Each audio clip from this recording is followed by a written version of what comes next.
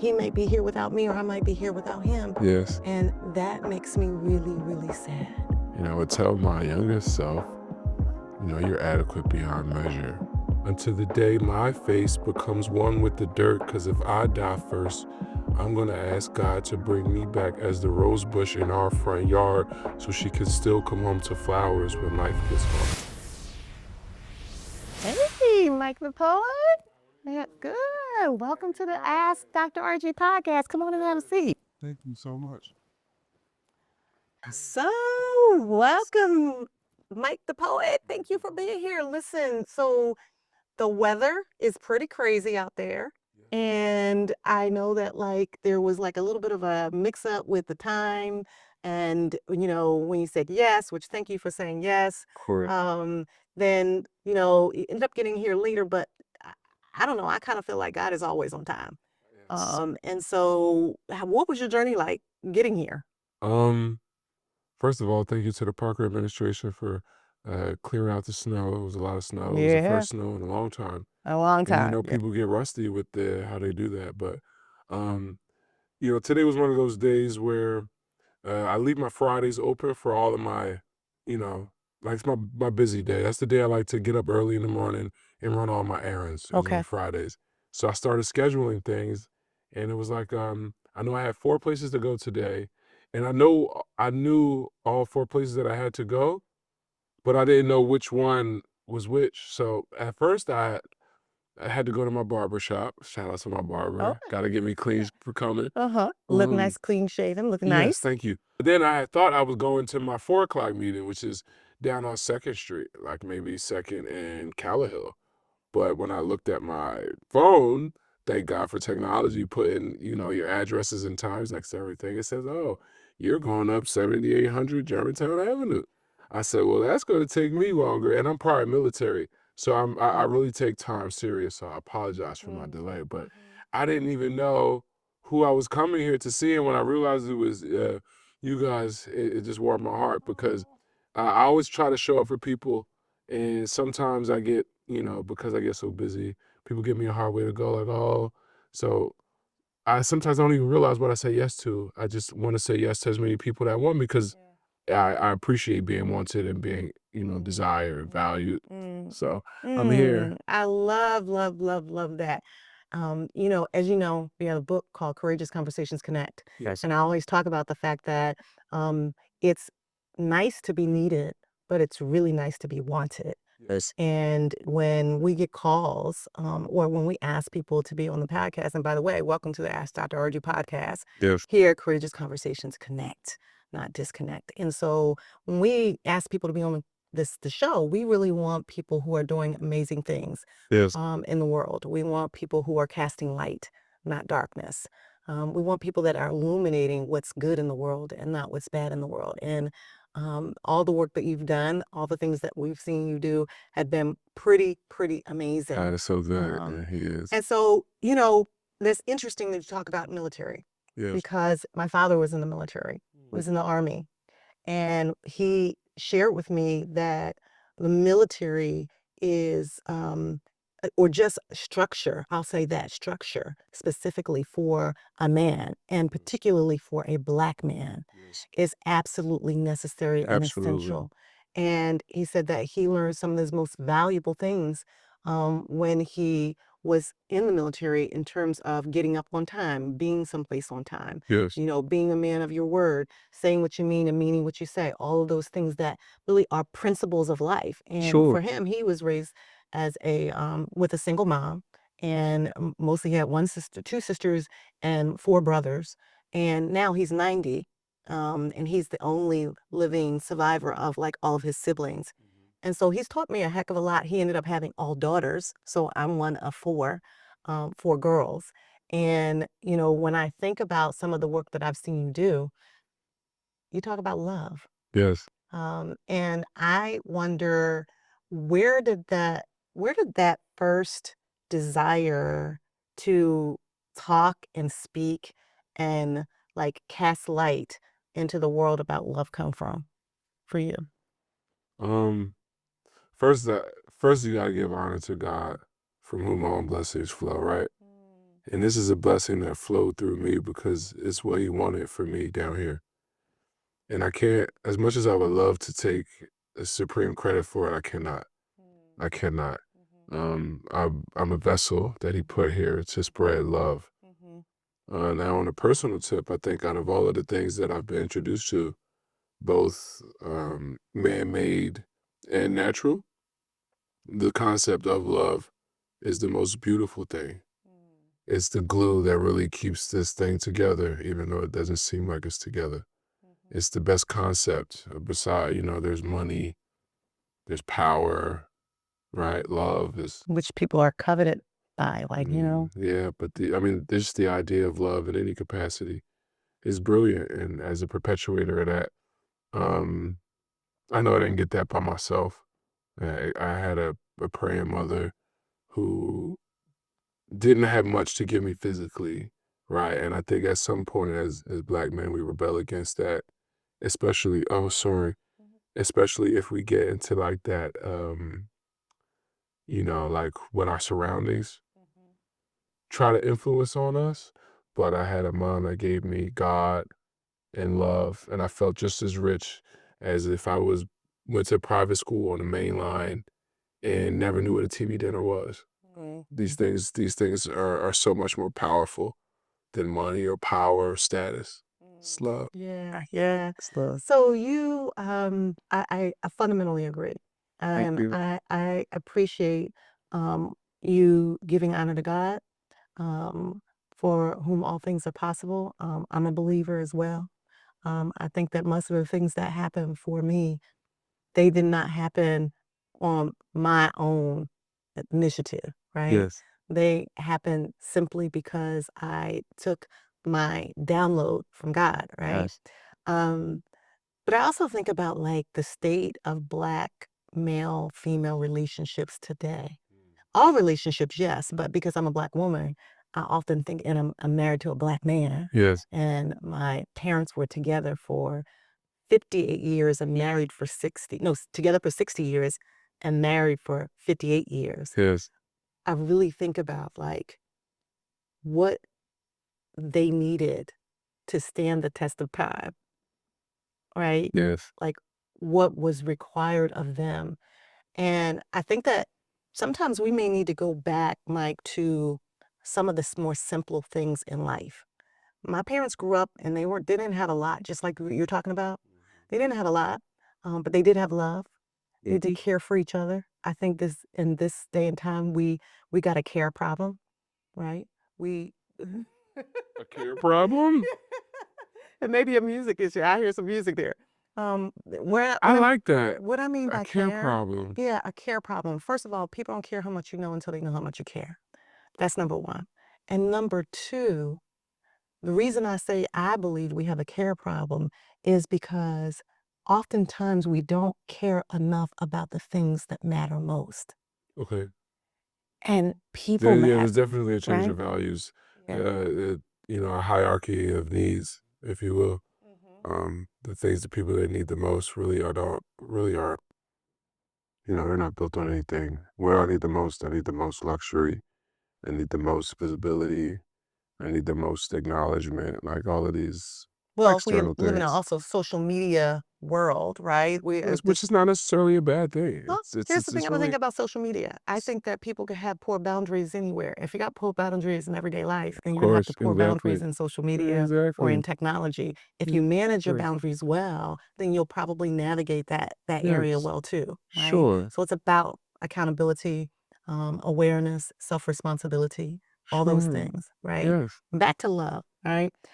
Men and women specifically, because that's what your poetry a And lot is about From a romantic from a romantic perspective. perspective.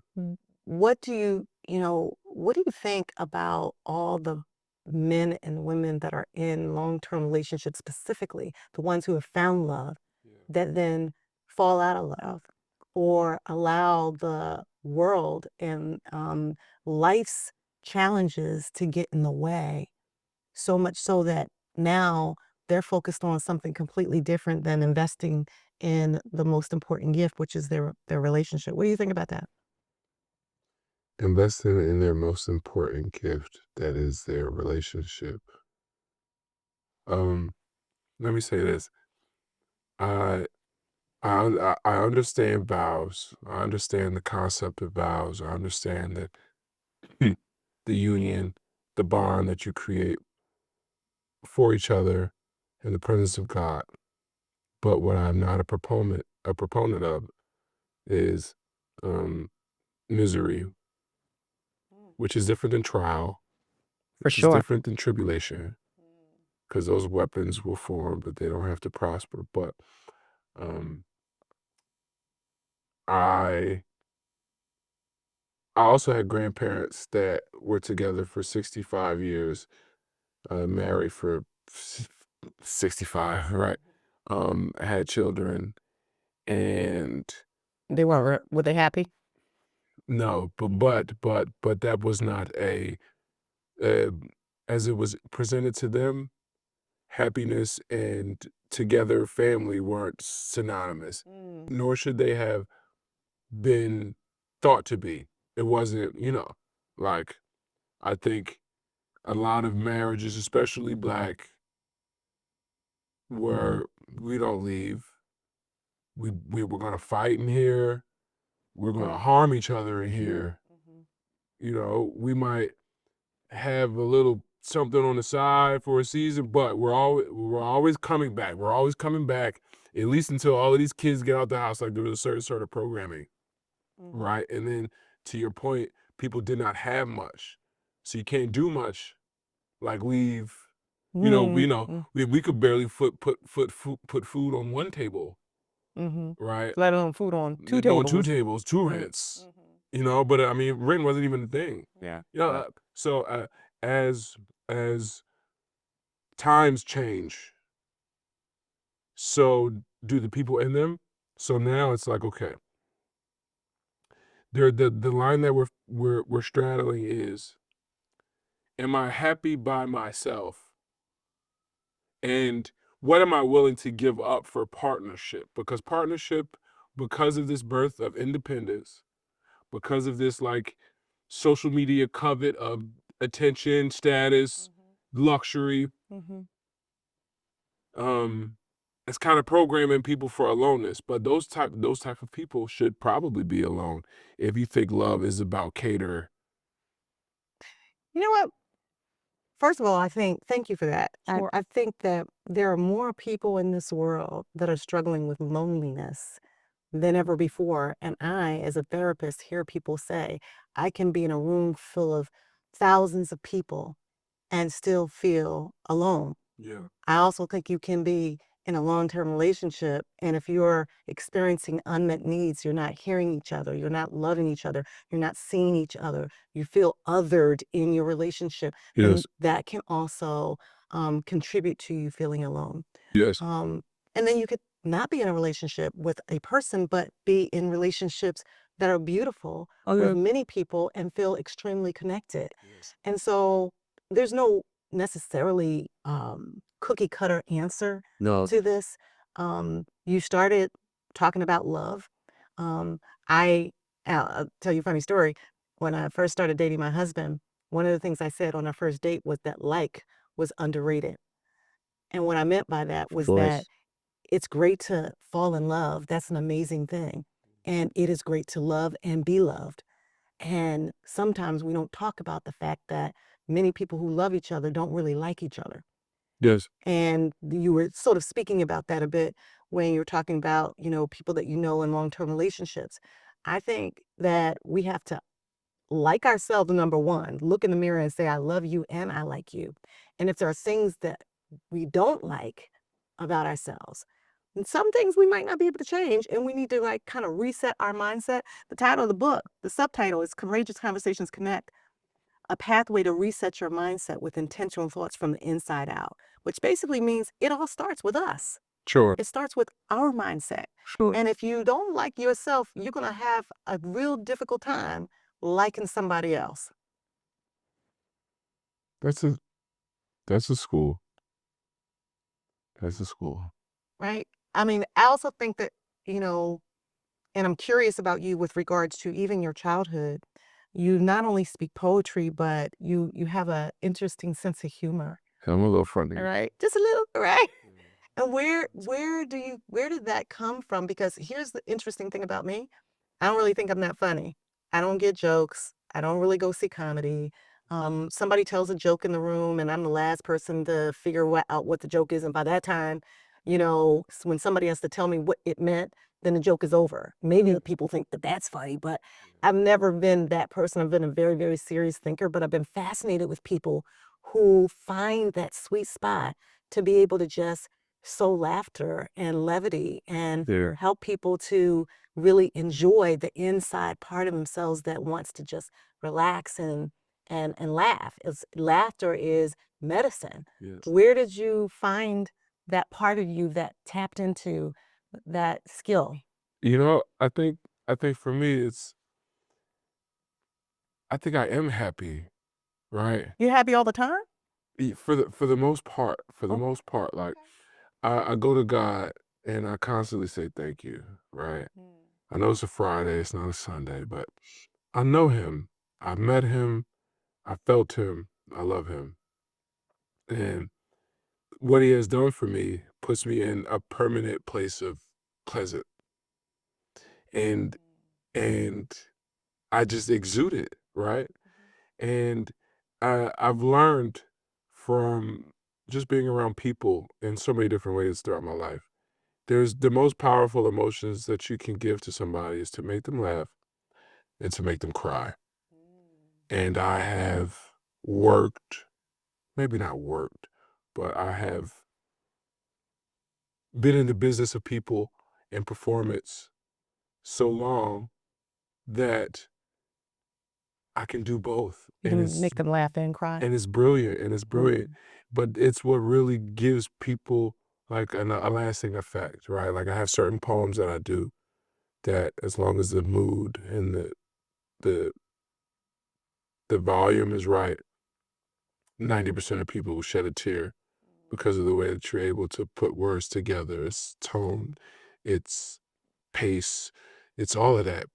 It's the art of telling a story. And if you can release like the release of emotion is so, you know, powerful. And I've like honed in on it, but not in like this predatory way. I just mean like my art edits best, but they're polar opposites, but also so close Mhm. to connected. That's why sometimes people start crying and then they start laughing right after, or vice versa. But no, I think it's just been practice. I think I've always been happy.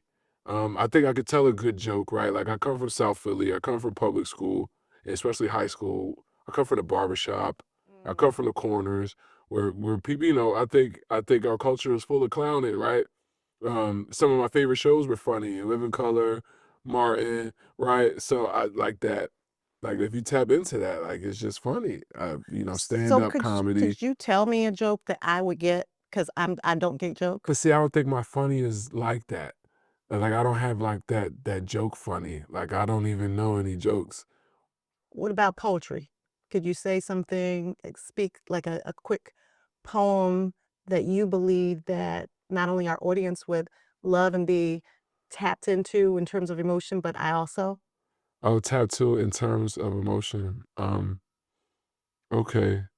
I'm looking at the clock because I know we only got 11 minutes, so I'll give you like a piece of a poem. Okay. Um, uh, where do I start? Um, so if I had to pick, I need my queen to be more solid than thick. And if she holds down my familiar every chance I get, I'm going to calla lily her until the day my face becomes one with the dirt. Because if I die first, I'm going to ask God to bring me back as the rosebush in our front yard so she can still come home to flowers when life gets hard. That is beautiful. That is beautiful. Thank you. Did you feel something a I little bit? did. I Awesome. did. And I'm going to tell you why I felt something. Yes. And this is going to make me feel like I want to cry, but I might not because I spend a lot of time doing therapy and making sure I don't cry in session. Sure. Um, but I experienced it this year a lot of death. Okay. And in particular, someone very close to me Yes. who passed away on Christmas Day. Mm. And this was an amazing person.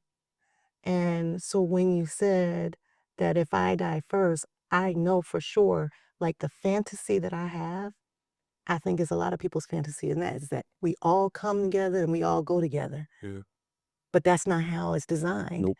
And so if you find true love, you want it to last as long as possible. I say to my husband, we didn't get married until we were a little bit older. Yeah. And I say we got to take good care of ourselves so we can enjoy this beautiful connection for as long as we Yeah, love it. You possibly possibly can. can. But the reality is that one day he might be here without me or I might be here without him. Yes, And that makes me really, really sad. it does. Um, but it also taps into this part of me that says, I want to be the best woman, the best wife, the best partner, the best human that I possibly can be for my partner Yes. because I want him to feel that energy. Yes. And that's the thing that I think that we've lost sight of, that to a certain degree, Service. we spend a lot of time surface, right? And not going deeper and not tapping into that humanity that's in all of us to give each other grace, to be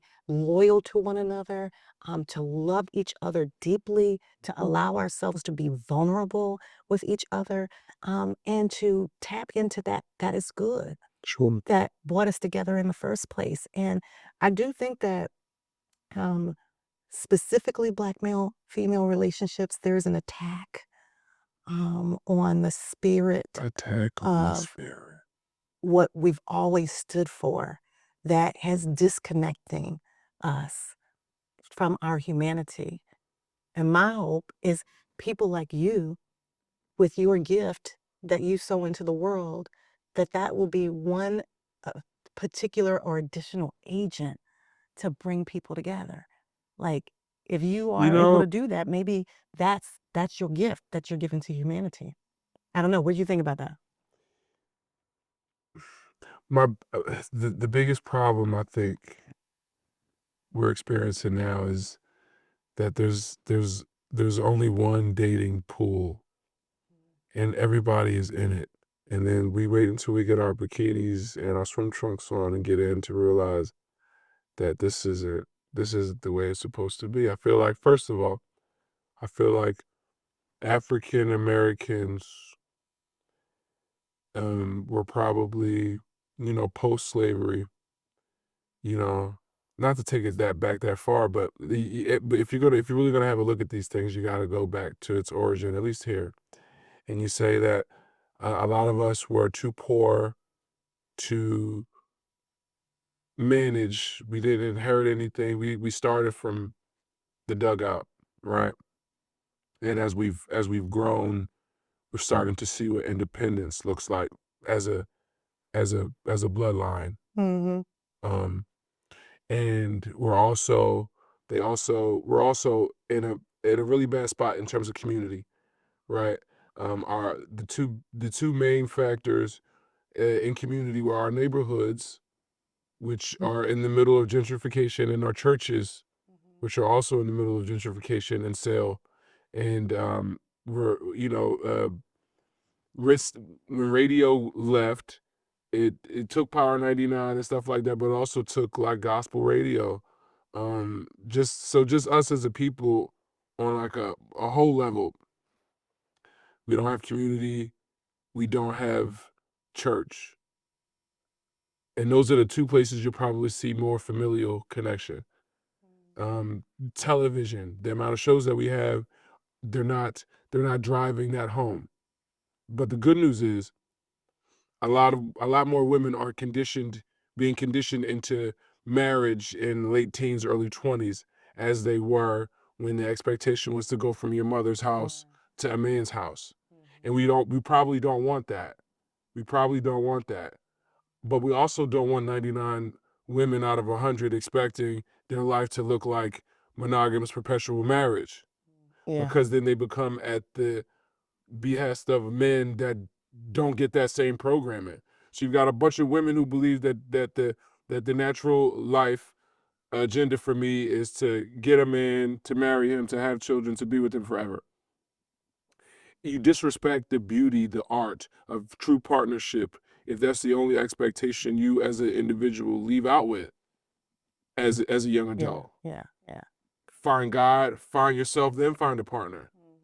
Now there are rare occasions when people can meet high school sweethearts, college sweethearts. Those are anomalies, kind of tantamount to people struggling, trying to figure it out as they would back in the day. But other than that, I think self-discovery is important, and I think self-service and self-sufficiency is important. Um, I think I think wanting a man to in this climate to commit to husbandry without having a coming to America sort of agenda, right? Before he finds Lisa, he was supposed to come and sow his Yeah, oats, yeah, right? Like, but that's because Akeem was rich, right, right? right, right. He wouldn't have been programmed to sow royal oats before marriage if he had nothing. He'd be like, "Yo, son, you better find you a wife so she could take care of you on the way to the top." So, as as what African Americans look like, so the chess pieces got to move No, we got work to do for sure. for We sure. got some work to do. We got some work to do. So in that process of us doing our work, there's a saying that I hold dear to me, and it's Mahatma Gandhi that says, "We must be the change that we wish to see in others." So I'm going to end there Okay. with the reality that we've got this work to do, and we all have these particular gifts. You have a gift, I have a gift, we all have a gift. If we actually just sow those gifts into the world, and the way that I see you doing it, and the way you Yes. see me doing it, I do believe that we can make a difference and move this needle when it comes to our relationships, but it's on us to hold ourselves accountable. All right, so I ask this question at the end of every podcast Yeah. episode, and the question is: if there was one thing that you realized in your adult life that you were scared of, what would that thing be, and how would you share that with your younger self? Just being enough. My biggest fear is inadequacy. I would tell my youngest self, you're adequate beyond measure. And whether you're applying for a job, looking for love, venturing off into something that you don't have any idea about, is that, fear is a social construct. It's a decision that you make. It's not something that you have to fight. You just have to not choose fear. Just don't choose it. Yes. I love, love, love that. I believe that that's a message that we all need to hear, that we are enough beyond measure. Yeah. And as we continue to do this work, because we all have to do this work, I just want to make sure that everybody knows that we're doing a boot camp, a masterclass boot camp on March 14th. Yeah. It's going to be a whole half a day. It's going to be amazing. I want everybody to participate because this is about us holding ourselves accountable so that we can take our power back, so that we can live the best versions of our lives. So thank you. Thank you for being on the show. I Thank hope you. that you come back and join us again and let us know where you're going to be so that we can come out and watch all the wonderful things that you're doing. Yes. So my next event publicly will be the 21st of September. I will be at the House of Poets doing a 30-minute set of love and social poems. Awesome. Awesome. Congratulations on everything. Thank you so much. Thank you for being here. You're welcome. God bless you. God bless you.